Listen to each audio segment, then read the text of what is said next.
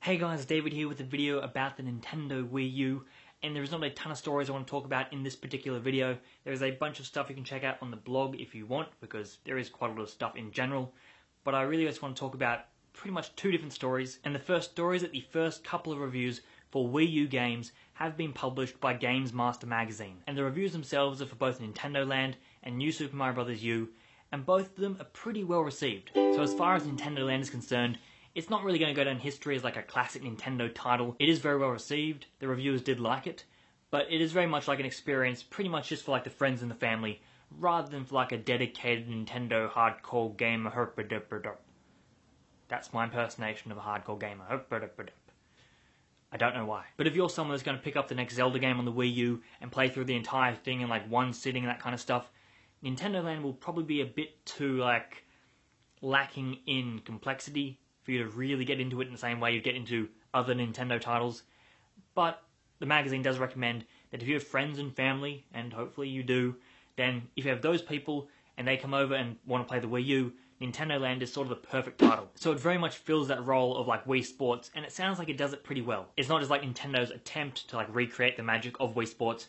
It sounds like they're pretty successful. And the way the magazine sums up the game is quite simply an essential title for party lovers. So if you have a party and you have friends over, you want Nintendo Land.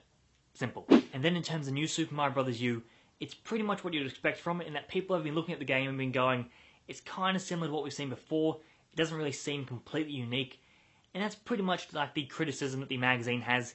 It's not a game full of like innovation or anything really too different from previous versions, but apparently there are still some incredible tweaks throughout the game. It just doesn't sound like those incredible tweaks like dominate the experience, and you shouldn't go into the game expecting like a ton of new stuff, but it is apparently still a great excuse for families to gather around the TV, so they are definitely very fond of the game. It sounds like it's really worth picking up and purchasing and playing on day one. Just going with like realistic expectations. Don't expect it to be like some incredibly game-changing game, I guess. Don't expect Nintendo to be reinventing themselves through it, but you will enjoy it. And you know, that's sort of what matters. And then the only other story I want to talk about in this video is the first official advertising campaign for television in the United States for the Wii U. And you may have already seen this, but if you have not, go check it out. If you have seen it, leave your thoughts down below in the comments. Do you think it communicates, the Wii U well? Does it explain what the Wii U is? Like, how do you see other people perceiving the Wii U based on this commercial? I personally think the Europeans are doing a much better job of like advertising the Wii U.